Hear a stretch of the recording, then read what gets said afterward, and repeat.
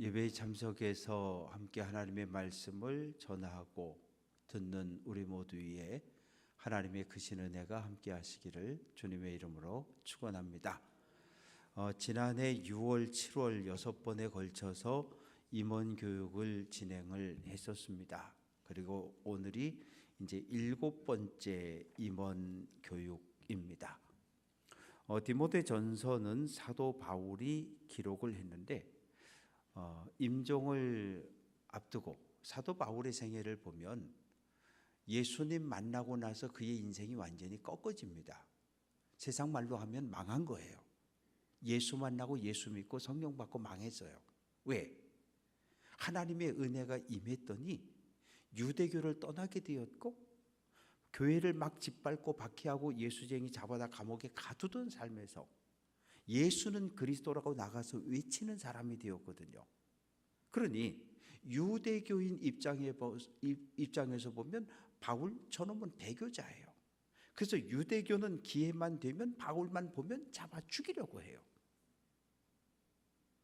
1차 전도여행 마치고 예루살렘 왔다 가고 2차 전도여행 마치고 예루살렘 왔다 가고 그리고 3차 전도여행 마치고 예루살렘에 왔다가 유대교인들 눈에 띄어서 두들겨 맞고 천부장은 예루살렘 성 안에서 소란이 벌어졌다는 말을 듣고 군대 이끌고 와서 보니까 한 사람이 집단으로 맞으니까 저놈이 나쁜 놈이구나. 그래서 잡아서 안토니오 요새로 끌고 가고 그런데 술렁술렁 이상해서 알아보니까 바울을 죽이자라고 하는 사람들이 점점점 모여들고 있다는 이야기를 듣고 로마 시민권자가 예루살렘 성 안에서 죽으면 이거 내 책임이니까 그래서 바울을 로마 군대 본진이 있는 가이사라로 보내고 거기서 2년을 감옥살이하고 나는 로마 시민권자니까 로마 황제에게 보내달라.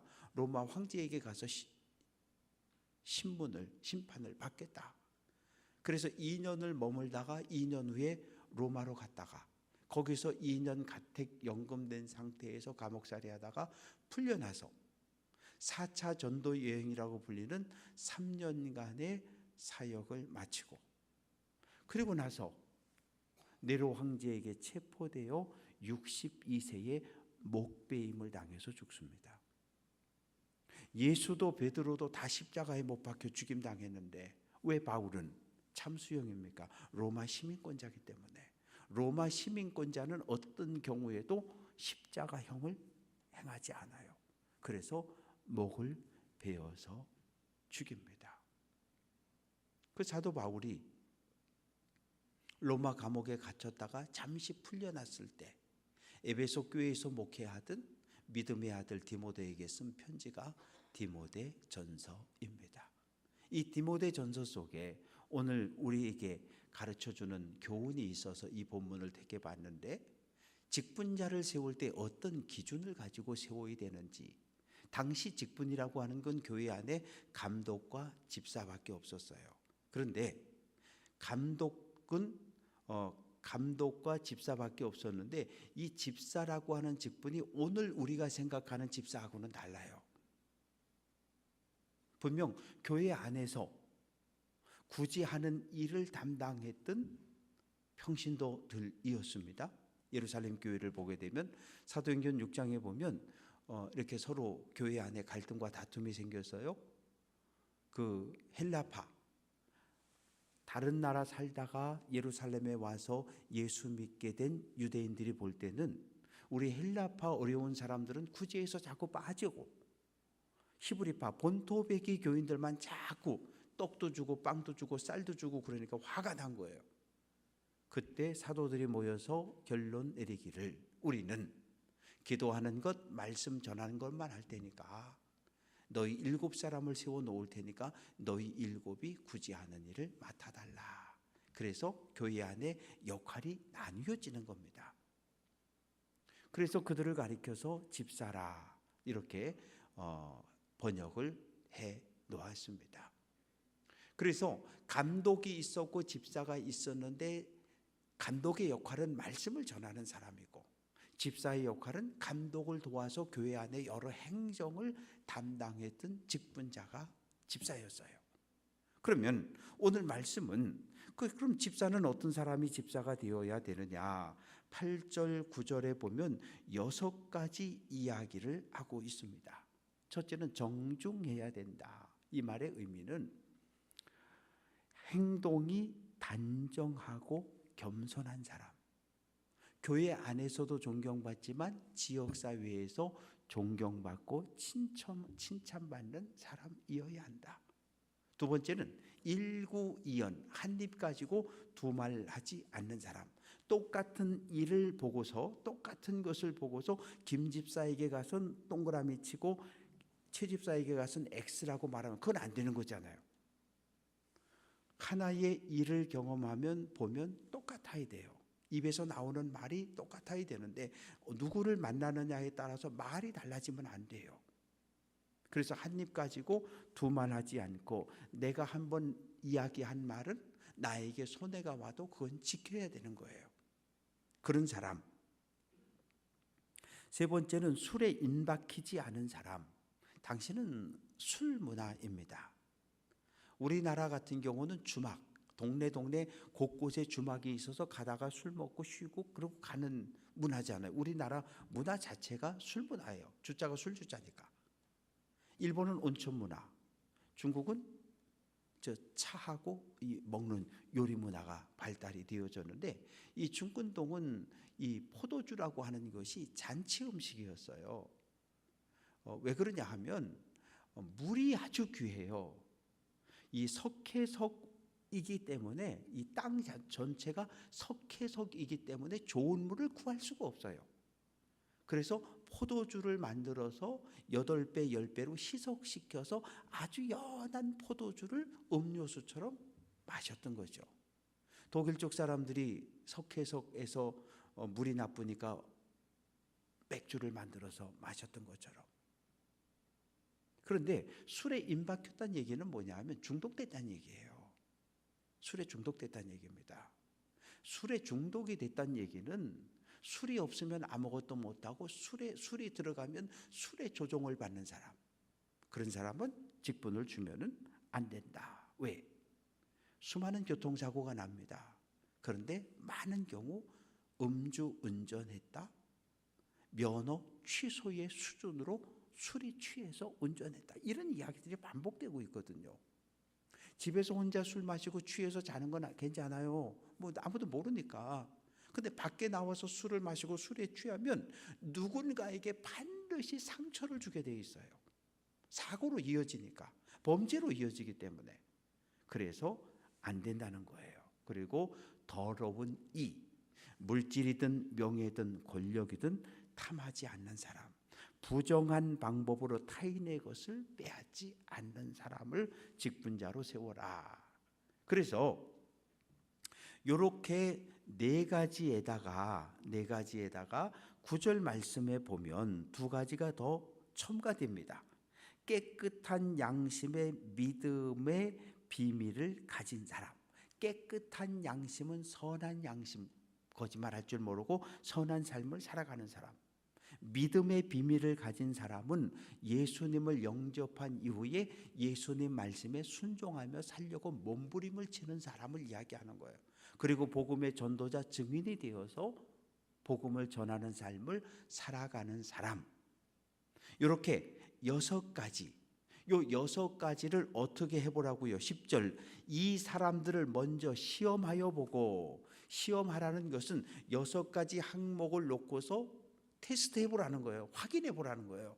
그래서 6가지가 전부 동그라미가 되면 어떻게 하라고요? 12절에 2가지 조건이 더 제시되고 있는 거예요. 그건 무엇입니까? 12절, 집사들은 한 아내의 남편이 돼요. 한 아내의 남편. 일부일처죠. 일부일처. 근데 우리나라 문화도 보면 가족 관계가 복잡해요. 그래서 때로는 그냥 안 물어보는 게 좋을 때가 있어요. 왜? 한국 전쟁을 치르고 이 분단을 경험하고 이래서 가족 관계가 많이 좀 이렇게 섞여 있어요. 혼란해졌거든요. 혼란해졌어요. 근데 우리나라도 100년만 거슬러 올라가 보면 뭐 둘, 셋. 그 어떤 권사님이 며느리가 와서 어머니, 아무개 아빠 바람 펴요. 야, 뭐 남자가 그럴 수 있지. 그걸 가지고 그래. 야, 나는 너 시아버지 둘째 부인 데리고 들어와서 같이 자면 아침에 물 떠다 주고 밥에다 바쳤다. 그러고 살았단 말이죠. 50년 전, 60년 전에 오래된 얘기도 아니에요. 이게 우리나라 50년 전, 60년 전, 100년 전 내려가면 더하죠.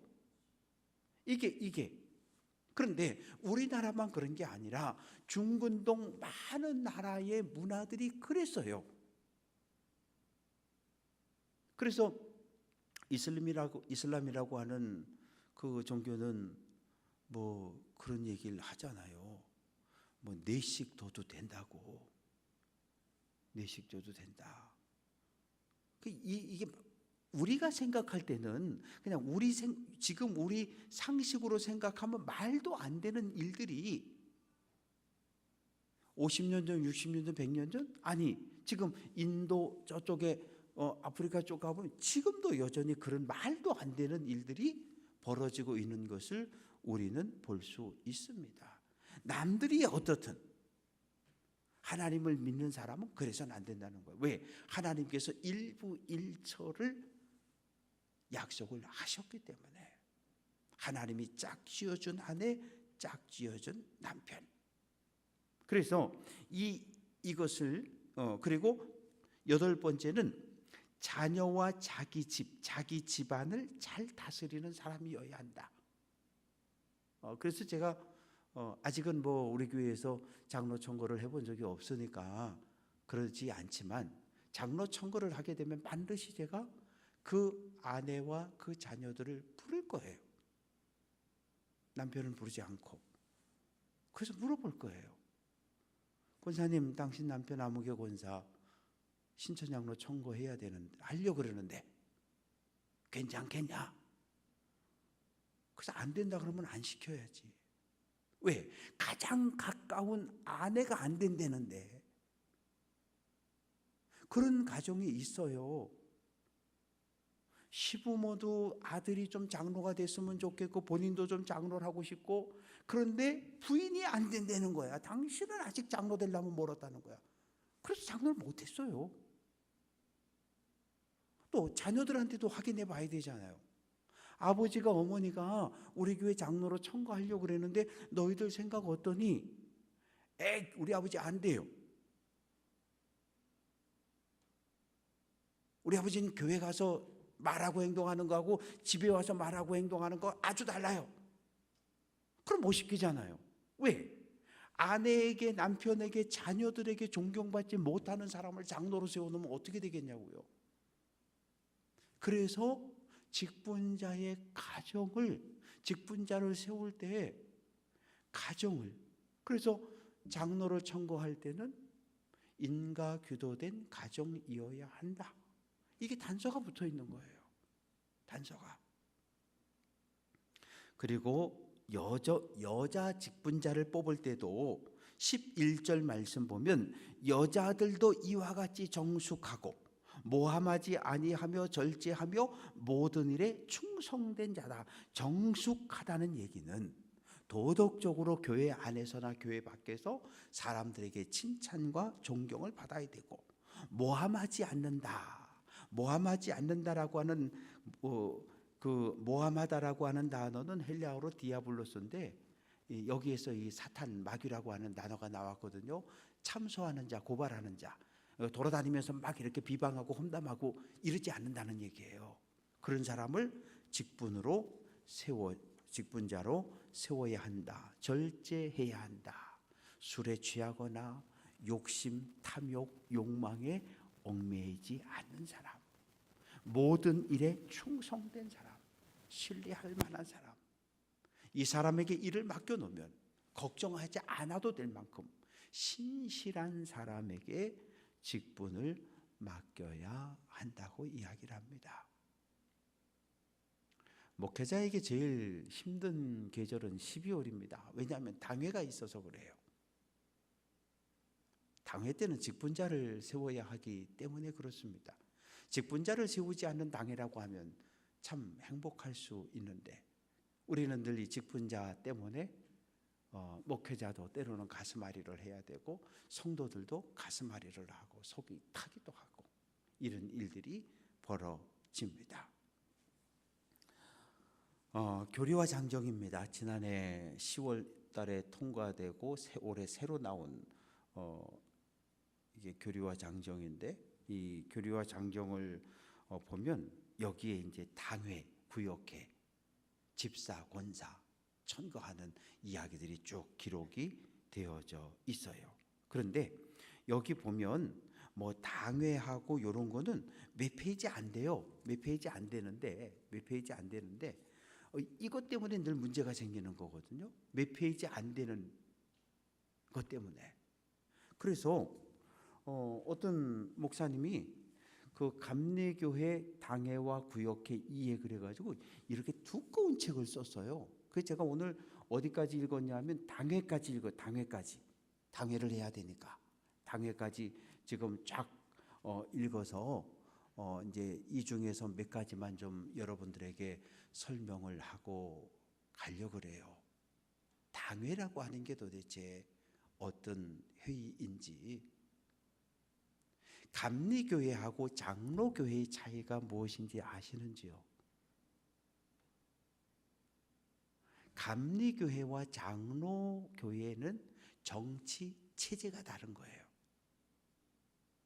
감리교회는 감독과 감리사와 담임 목사를 통해서 교회가 운영되어지는 거고, 장로교회는 장로들 중심으로 교회가 운영되어지는 거예요.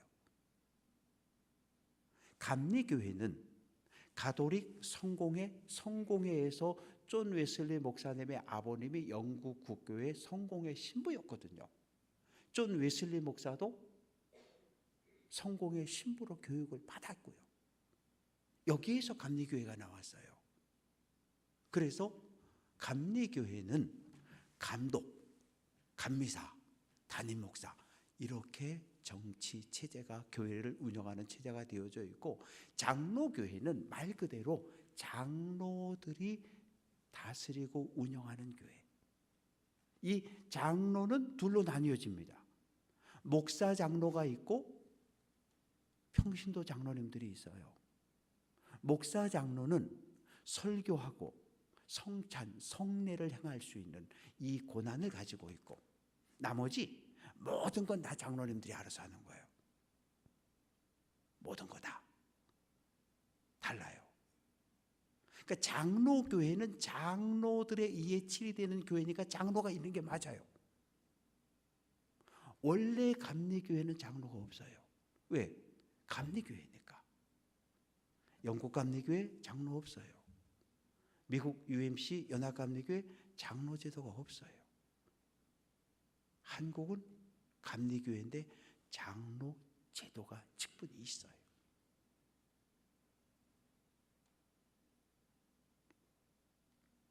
그래서 감리교회와 장로교회의 차이를 정확하게 알아야 돼요. 그래야 되고,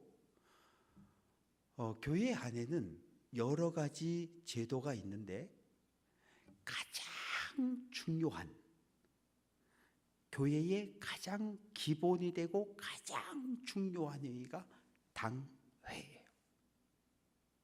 11월, 12월 중에 반드시 열어야 돼. 1월 달에 당회하면 불법이에요. 그건 불법이에요. 왜? 교리와 장정에 11월, 12월 중에 정기 당회를 열도록 규정되어져 있기 때문에, 그래서 10월에 해도 안 되고 1월에 해도 안 돼요. 반드시 11월, 12월 중에 당회를 열어야 해요. 이 당회에서 모든 걸 다 결의할 수 있어요. 내년도 목회 계획을 결정할 수 있고, 임원들을 선출할 수 있고, 이 당회에선 모든 것을 다 결의할 수 있어요. 딱 하나, 돈과 관련된 거 빼고. 돈과 관련된 건 구역회에서 해야 되니까. 그리고 당회원은 당회에 참석할 수 있는 자격이 있는 사람은 18세 이상 세례받은 사람입니다. 우리가 흔히 입교인이라고 그러죠. 그래서 교회에서 당회를 시작할 때 가장 먼저 1번으로 하는 것이 교회 역사와 입교인 정리예요. 올 한 해 동안 2022년 1월 1일부터 12월 당회 때까지 어떤 일이 있었는지를 역사 속에 기록을 남겨야 되고, 그리고 돌아가신 분, 다른 지역으로 이사 가신 분, 뭐 다른 교회로 가신 분, 그런 분들을 다 정리해서 입교인을 정리를 해야 합니다. 입교인 정리를 해야 직분자를 뽑아 세울 수 있기 때문에 그래요. 당회를 앞두고 마음이 좀 무겁습니다. 왜 그런가 하면 도표를 좀 띄워줘 보실래요? 도표.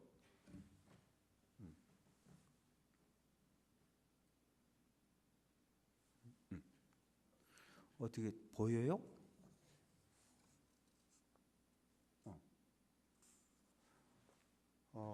저 도표를 보면 2015년 이거는 우리 교회에서 지방회에 보고한 것을 그대로 정리해 놓은 거예요. 그대로 정리했습니다. 2015년에 입교인의 총 숫자가 1394명이었어요. 입교인의 숫자가 1394명이라는 말은 약 1400명이라는 말은 권사를 100명까지 뽑을 수 있었다는 얘기예요. 100명까지. 2016년 1415명, 2017년 1031명, 2018년 1036명, 2017년 12월 당회 때 입교인 숫자가 1036명이었던 거예요. 그래서 작년에 1036명의 입교인을 놓고, 그리고 그 뒤에 들어오신 분들의 이름을 추가하고, 거기에서 돌아가신 분, 이사 가신 분, 다른 교회 가신 분 다 정리해서 작년에 426명이 된 거죠.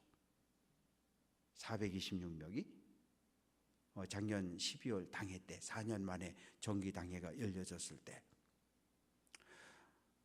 올해는 더 줄었습니다. 약 330명 정도로. 330명 정도로. 자, 그러면 2015년, 2016년 우리 교회 교인 총 합이 4,000명이 넘었어요. 4,400, 4,300. 근데 올 12월 당회를 앞두고 우리 교회 교인 총 합은 어린애기부터 시작해서 모두 해서 360명 전후입니다. 어떻게 보면 불과 8년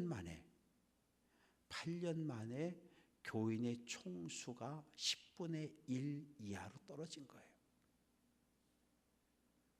이게 오늘 우리 교회의 현실입니다. 입교인이 1000명이 넘었고 필요 없어요. 그러나 우리는 기억은 해야 돼요. 우리 교회가 이렇게 큰 교회로 성장했었다는 것을. 사람이 태어나고 성장하고 나이 들고 병들고 그러면 죽어요. 교회도 마찬가지입니다. 교회가 46년 전에 개척이 되어지고 창립이 되어지고 교회가 막 부흥하고 성장하고 성장이 멈추고 갈등과 분열을 통해서 막 찢어지고 쪼개지고 그리고 침체하고 침체. 그럼 여기서 이제 우리는 결정을 해야 돼요. 침체에서 사망으로 교회 문을 닫는 것으로 갈 건지, 아니면 여기를 바닥인 것을 우리가 인식하고 누구를 탓할 것도 없고 그냥 내 탓이오를 하며 내 가슴을 치면서 우리가 이 문제를 심각하게 받아들이고 다시 시작을 할 건지, 다시 기도하고 다시 전도하고 사랑하고, 이건 우리의 선택이고 우리의 결정입니다. 우리는 과거를 기억해야 해요. 과거를 잊어버린 민족은 소망이 없어요. 과거를 잊어버린 교회는, 과거의 아픔, 과거의 영광을 기억하지 않는 성도들, 교회도 소망이 없어요. 우리는 과거를 기억해야 해요. 그러나 과거로 돌아갈 수는 없어요. 2017년으로 2015년으로 돌아갈 수 있으면 얼마나 좋겠어. 그러나 현실적으로 갈 수 없어요. 오늘 우리가 내딛고 서 있는 이 자리는 2022년 12월 8년 전과 비교할 때 10분의 1 이하로 교회가 작아진, 예배당도 그대로 있고 모든 공간들은 다 그대로 있는데 누구만 없어요? 성도만 사라져버린, 4,400명이었다고 한다면 무려 4,000명의 교인이 어디로 가버렸는지, 어디로 가버렸는지. 오늘 이것이 우리의 현재의 모습입니다. 그러면 입교인의 숫자가 1,400에서 330명대로 줄어버리면 어떤 일이 벌어질까요? 직분자를 세울 수가 없어요.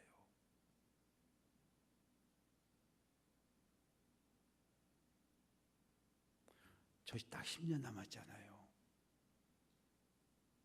제가 10년 있다 은퇴하면 지금 계신 장로님들 싹 나가죠.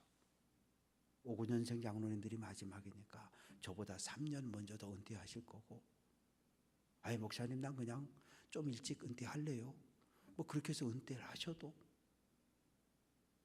그러면 저는 무슨 생각을 하고 목회를 해야 할까요? 5년, 10년을 내다보고 목회를 해야 되는데 저에게도 선택지가 많지 않아요.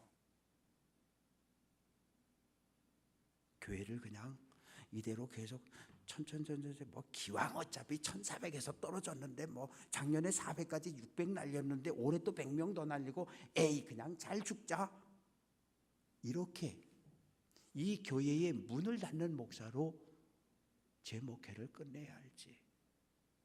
근데 그거 너무 억울하잖아. 너무 억울하잖아. 지금까지 34년 동안 그래도 나름 열심히 목회 성실하게 잘 해왔다고 생각했는데, 저하고 같이 손잡고 5년 10년 미래를 바라보고 일할 수 있는 일꾼들을 세보니까 별로 없어요. 집사가 딸랑 24,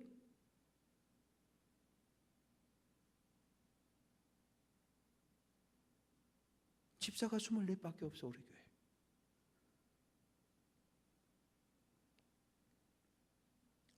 저는 여러분들에게 임원 교육을 통해서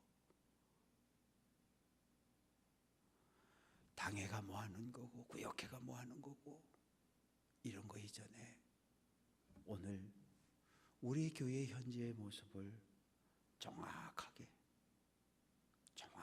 볼 수 있는 눈이 열렸으면 좋겠고, 제가 마음에 품은, 제가 하나님을 향해서 품은 마음을 여러분들도 동일하게 품었으면 좋겠고, 제가 바라보는 방향을 여러분들도 함께 바라보고 갑시다 라고 말하고 손을 내밀면 서로 손을 잡고 함께 갈 수 있는,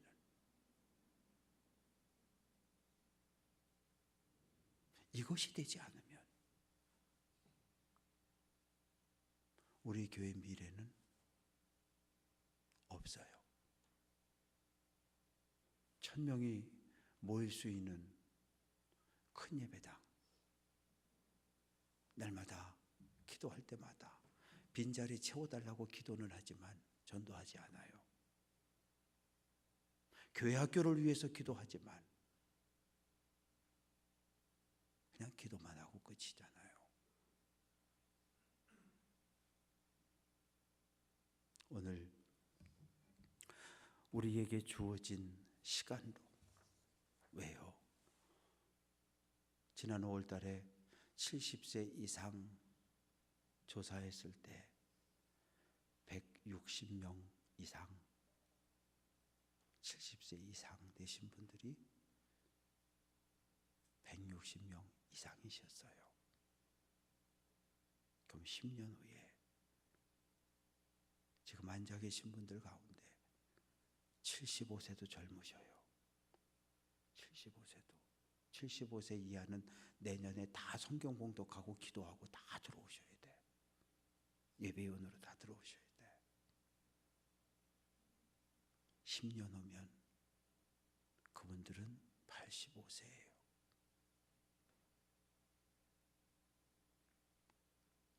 그래서 이번 주, 다음 주, 2주 정도 당회, 왜 당회를 우리가 소중하게 여겨야 되는지, 당회에서는 모든 것을 다 결정할 수 있는 우리 교회 최고의 회의입니다. 너무너무 중요한 담임 목사만이 소집할 수 있는, 장로님들이 소집 못해요. 담임 목사만 소집할 수 있어요. 그래서 우리가 당회를 통해서 많은 일들을 정리하고 또 내년을 위해서 우리가 계획을 하고 꿈을 꿔야 해요.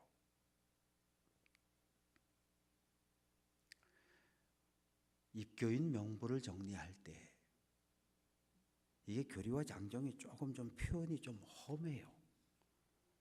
이렇게 돼 있어요. 6개월 이상 교회 예배 참석하지 않는 사람, 6개월 이상 교회 의무를 헌금을 하지 않는 사람 제명한다. 이게 무서운 말이거든요. 부모가 자식한테 어떤 경우에도 하면 안 되는 말이, 내가 너 낳고 내가 왜 너 같은 걸 낳고 위약국을 먹었니? 너 같은 놈 호적에서 파버린다. 이런 말 하면 안 돼요.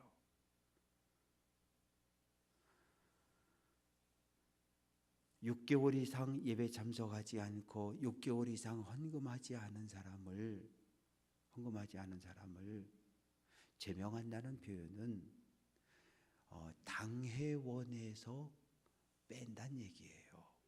당회원에서. 왜 당회를 해야 되는데 그런 분들이 많으면 안 되잖아요.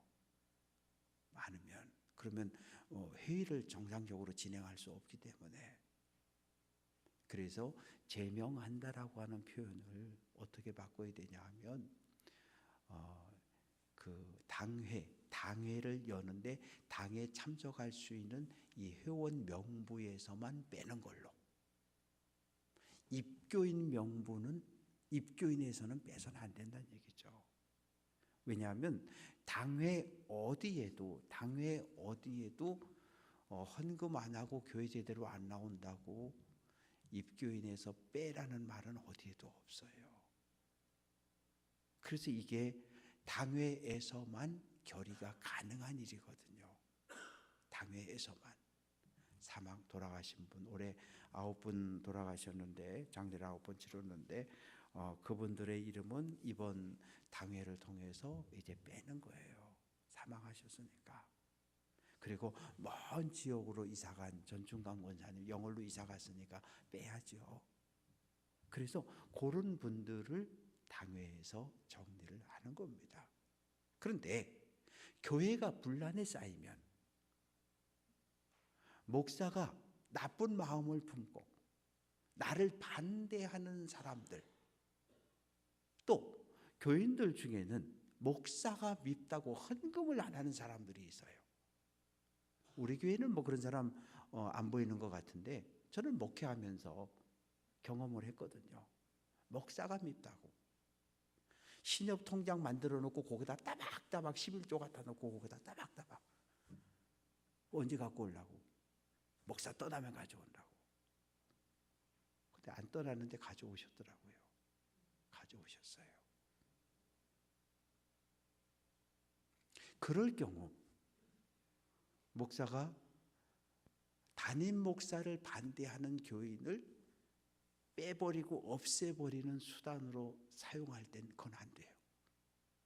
그건 큰일 나는 거예요. 그런데 그런 일들이 분쟁과 다툼이 있는 교회마다 있어요. 장로가 감리고 따질 것도 없이 분쟁이 있는 모든 교회는 담임 목사는 나를 반대하는 사람을 내쫓으려고 잘라내려고 애를 쓰고 교인들은 안 나가려고 몸부림을 치고 그래서 법에 가서 소송하고 소송하면 다 이겨요. 목사가 다 져요. 왜? 그건 법이 아니니까. 누군가 한 사람을 제명하려면 이번 당회를 통해서 당신을 제명할 겁니다. 5분 시간 줄 테니까 와서 소명하시오. 왜 제명하는지 이유를 알려주고 그리고 와서 소명할 시간을 주고 자, 손들어서 저 집사 우리 교회에서 쫓아냅시다. 손드세요. 이거 안 돼요. 무기명 투표해야 돼요. 이게 법이에요. 그래서 사실은요, 이 교리와 장정 위에 더 큰 게 있어요. 뭐가 있어요? 하나님의 은혜의 법이 있는 거예요. 이 교리와 장정대로 목회하면요, 목사가 피곤해요. 교인들도 피곤하고요. 그래서 우리에겐 두 개의 법이 있는데 교리와 장정이 있고 또 하나 하나님 은혜의 법이 있는데 은혜의 법으로 교회가 치리되고 흘러가는 교회는 행복해요. 늘 웃음이 있어요. 즐거워요. 그런데 법 이러면요 아무것도 못해요. 피곤해요.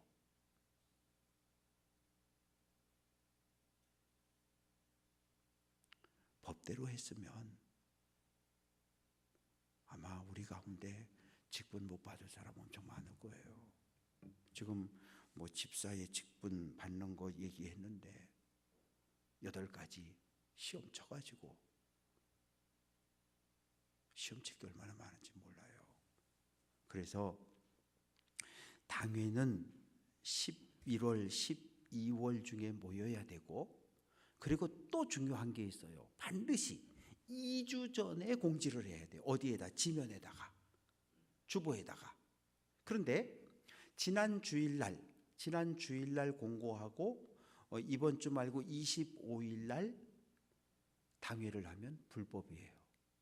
2주 전이라는 말은 14일 전에 공지를 해야 된다는 얘기거든요. 주일날 공지하고 한 주 지나고 다음 주일날 하면 당회 여는 날은 빠지거든요. 당일은. 뒤로부터 빼서 14일 가게 되면 토요일날 공지가 돼야 돼요. 그래서 저는 지혜로운 목사이기 때문에 3주 전부터 여러분에게 공지를 해준 거예요. 어떤 문제도 생겨지지 않도록. 당회는 반드시 2주 전에 지면을 통해서 모든 교인들에게 공지를 하도록 그렇게 되어져 있습니다. 당회와 관련된 건 그냥 당회는 구역회는 안 되는데 당회는 그냥 출석한 그 당회에 들어온 당회에 참석한 교인의 숫자를 세서 그냥 뭐 숫자하고 상관없이 개회하면 돼요. 왜냐하면 그냥 모인 사람으로 당회를 하게 돼 있어, 법에. 옛날에는 과반수 이랬는데 과반수가 모이기 힘들거든요. 과반수가 모이기 힘들어요. 그래서 당회는 모인 사람으로, 임원회도 모인 사람으로, 모인 임원들로 그냥 모든 회의, 모인 사람의 과반수 찬성이면 다 통과. 그런데 한 가지 통과 안 되는 게 있어요. 우리 교회하고 다른 교회하고 이렇게 합친다든지, 우리 교회가 이제 교회가 어느 정도 커졌으니까 둘로 쪼갭시다 한다든지, 교회의 통합, 분립, 이거는 제적 3분의 2가 와야 돼요. 제적. 입교인 300명이다 그러면 201명이 와야 돼요. 201명이 와야 회의가 열릴 수 있는 거예요. 위임장 필요 없어요. 무조건 사람이 앉아 있어야 돼요. 그래서 이 교리와 장정을 하나하나 잘 지켜가면 서로가 서로를 보호할 수 있고 또 존중할 수 있는 이런 분위기가 만들어지고, 회의하는 것도 보면 회의법을 정확하게 지켜서 방망이를 땅땅땅 3번 두들기거든요. 그런데 교리와 장정 어디에도 3번을 두들겨라 하는 말은 없어요. 그런데 우리는 어디 가도 미국 뭐 상원이든 하원이든 국회든 어디든 보면 성부와, 우리는 교회에서 그러잖아요. 2023년을 위한 당회를 성부와 성자와 성령의 이름으로 개회합니다. 땅땅땅 치잖아요. 그리고 또 끝날 때도 땅땅땅 하고 문 닫잖아요. 국회, 상원, 하원, 전 세계 모든 나라들이 이상하게 다 3번인데 왜 3번을 두들기는지는 아무도 몰라요. 그러니까 한 번을 두들겼다 그래서 그게 불법이다 그런 건 없어요. 여기 그런 얘기가 없으니까. 중요한 건 동의 제청을 묻고, 모든 회의는 똑같아요. 어떤 하나의 안건이 있어요. 그러면 안건을 발의한 사람이 동의합니다. 그러고 앉으면 제가 제청합니다. 그러면 하나의 안건이 만들어지는 거잖아요. 그러면 사회자가 또 묻는 거예요. 다른 의견이 있습니까? 없습니다. 자, 좋으시면 이해하세요. 예. 그러면 그게 하나 통과가 되는 거예요. 하나의 안건이 나오면, 그런데 하나의 안건이 나왔는데 동의제청이 나오고 또 하나의 안건이 나왔는데 동의제청이 나왔어요. 근데 내용이 비슷해. 그럴 경우에는 말을 지혜롭게 잘하는 사람이 그 둘을 하나로 묶어서 같이 두 사람 다 내려놓게 하고, 그래서 통과시킬 수도 있어요. 근데 끝까지 나는 짜장면, 나는 짬뽕, 이거는 타협이 안 되잖아요. 아, 되겠다. 짬짜면인가 뭐 나왔잖아. 반반. 도저히 회의를 하는데 2개의 안건이 나왔는데 이게 접점이 없어요. 그러면 투표를 해야 돼요. 투표를. 그런데 할 수만 있으면 투표는 안 하는 게 좋아요. 왜? 투표 자꾸 하면 갈라져요. 마음이 상처를 입어요. 마음이 상처를 입어요. 투표를 하면 이기는 쪽이 생기고 지는 쪽이 생기고, 아유, 요것도 좋고 요것도 좋은데 하나님의 뜻이 어디에 있을까? 우리 한번 투표해 볼까? 그래서 투표해서 선택되는 건 괜찮아요. 그런데 하나님의 뜻에 가까운 의견들이 아니라 자기 주장을 계속 내놓고 끝까지 가면 그건 행복하지 않아요. 그래서 우리는 회의하다가 가장 지혜로운 사람은, 내가 안건을 가지고 있어요. 그런데 내가 안건을 냈는데 김 집사님이 저도 의견이 있는데요. 의견을 냈는데 와, 내가 가지고 있는 생각보다 더 좋은 생각이야. 그러면 얼른 의장, 제 의견 처리하겠습니다. 그럼 처리하면 되는 거예요. 그래서 좋은 하나님의 뜻에 더욱더 합당한 의견들을 선택하고 결정하고 그냥 가면 되는 거예요. 에이, 뭐 김 집사님 의견도 중요하지만 제 의견은 좀 끝까지 가겠습니다. 이러면 이제 붙어야 돼. 그래서 이 회의가 대단히 중요해요. 그래서 그 영국 그 의회를 보면 의장을 중심으로 해서 이렇게 계단이 이렇게 있고 다 붙어 앉아 있잖아. 빽빽하게 붙어 앉아 있는 거 보셨지, 텔레비에서. 그리고 앉아가지고 심각하게 서로 토론을 하는 거예요. 우리처럼 막 일어나가지고 막 소리 지르고 야 기부연 그런 거 없어요. 우리는 아주 이 국회가 사람 다 배려놨어. 국회가 그러니까 도의회고 시의회고 군의회고 가면 그저 목소리 큰 놈이 이기는 줄 알고 그냥 책상 치고 소리 지르고 뛰쳐나가고 욕하고 아주 다 배려놨어 국회가. 근데 교회는 그러면 안 돼. 회의할 때는 감정을 드러내면 안 돼요. 왜? 회의는 감정을 드러내는 장소가 아니에요.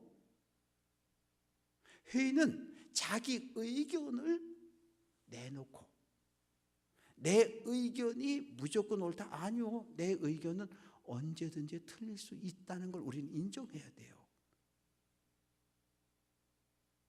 저도 생각을 가지고 있지만 우리 김 장로님이 목사님 제 생각은 이런데요.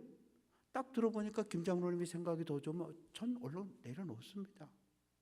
그거 왜 고집을 해요? 교회 공동체를 위해서 전혀 유익하지 않은데 내 거 얼른 내려놓으면 되는데 왜? 장로님께 더 좋으니까. 마찬가지예요. 교회 안에 토론 문화가 성숙해져야 돼요. 성숙해져야 돼요. 그래서 어떤 경우에도 근데 어떤 분들은 아우 제가 하도 그랬어요. 아니 장로님은 맨날 그렇게 좋은 얘기는 잘하는데 제발 좀 부탁했는데 소리 좀 지르지 말라고 경계하겠다고. 의장! 아니 뭐 몇 사람 모이지도 않았는데 뭐 소리를 왜 질러? 그냥 손 들고 있으면 이렇게 이야기할 기회를 주는데 작게 얘기해도 다 듣는데. 그래서 회의 시간에는 감정을 드러내면 안 돼요. 감정을 드러내면 사람들의 마음이 강팍해져요. 강팍해져요. 그래서 회의는 설득하는 거예요. 내가 이런 생각을 가지고 있는데 어떻게들 생각하십니까? 다른 분이 더 좋은 의견을 가지고 전 이렇게 생각하는데요. 그러면 그 순간 생각을 해보는 거예요. 내 생각과 저분의 생각을 비교해보는 거예요. 내 생각보다 저분 생각이 더 좋은 것 같으면 얼른 내려놓으면 돼요. 그건 창피한 것도 아니고 아무것도 아니에요. 그렇게 해서 점점점 좋은 결정을 우리가 해나가는 거거든요. 그래서 해가 진행되고 임원회의든 당회든 구역회든 이렇게 지내오면서 제가 볼 때는 회의하는 분위기가 많이 잡혔어요. 많이 잡혔고 그리고 점점점 아마 올 내년 지나가면 더욱 더 성숙한 그리고 좋은 분위기 속에서 모든 회의를 할 수 있을 것 같고 그래서 어느 누구든지 자기 생각을 자기 의사를 표현해 볼 수 있는 그래서 바라고 소망하는 것은 당회를 앞두고 있는데 당회에서 임원 선출도 해야 되고 부장도 뽑아야 되고 감사도 뽑아야 되고 일들이 많아요. 일들이 많은데 모든 일정들이 행복하게 당회 끝나고 나가면서 다 환하게 웃으면서 행복하다. 우리 내년에 더 열심히 하자. 이런 마음을 품고 나갈 수 있는 그런 당회가 되었으면 좋겠고 그래서 다시 한번 교회를 하나님이 보시기에 좋은 모습으로 회복시켜낼 수 있는데 앞장서는 귀한 성도들 될 수 있기를 주님의 이름으로 부탁을 드립니다.